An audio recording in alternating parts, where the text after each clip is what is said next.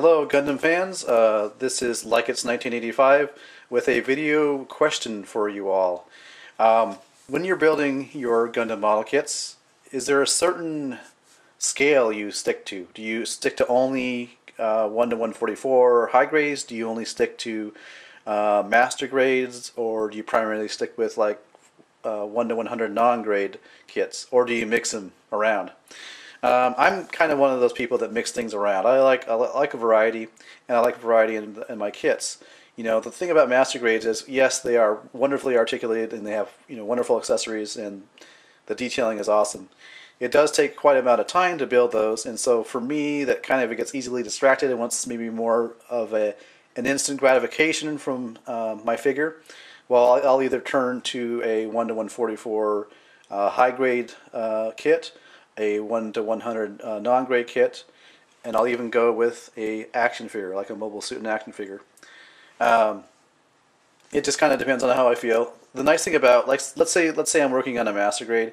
The nice thing I like to do is in the middle of that master grade, just to break up the monotony of putting that one kit together. I'll start maybe a 1 to 144 and maybe complete it, and do something similar with a 1 to 100 non-grade and complete that, and then go back to the master grade and complete that, just to break up the sort of the monotony of building just one particular mobile suit. So I'm wondering if I want to hear from people, if you would please tell me if you do stick with a certain type of kit, why do you do it?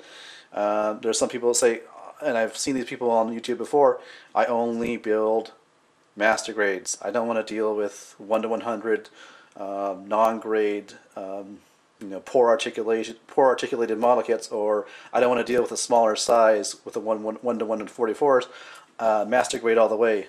I can definitely see the advantage of doing that. But I was kind of wondering if there's other reasons why you would only stick to a master grade other than those stated reasons. And kind of a follow-up to the same question is, if let's say, you build model kits, right? You build Gundam model kits, but are there, how many of those people are you out there that will also collect the the mobile suit in action or the robot spirits action figures? Now, I can definitely see why someone would not want to necessarily invest their money into buying a mobile suit in action or robot spirits, because those things average $30, and $30 is knocking on the door to a master grade kit, and for sure can pay for a a $20 high grade kit, or a can pay completely for a non-grade 1 to 100. But for me, I like to mix things up. I do like the action figures. It's kind of a guilty pleasure because I know that I could be spending that $30 towards a master grade kit. But then again, I may not feel like building a master grade kit or building a 1 to 100 non-grade kit. So the action figures for me give me instant gratification. Take them out of the box, pose them, and they're all they're right there. No building required. And kind of some people would scoff at that, like, "Oh man, building is half the fun," or the building is the fun part of making a model kit. And for sure, I'm sure it is for some people. But people like me, I like to take a break. Sometimes I don't want to invest all the time it takes to build a master grade kit, which might explain why I have some of my master grades that are half complete. Now, on that note, I am still planning to get the master grade Jinx GNX completed, and I want to finish the master grade Zeta Plus C1 that way back in September I did a Gundam Viewer's Choice, and I let whoever commented vote on what kit they wanted to see build, and it happened to be that one. Well, it's still being assembled, what is it, 6 months later, almost 6 months later. Yeah, I'll be the first to admit I'm kind of have a little bit of ADD and have trouble paying attention sometimes to focusing on one model kit and getting it done. I'll jump from one kit to another.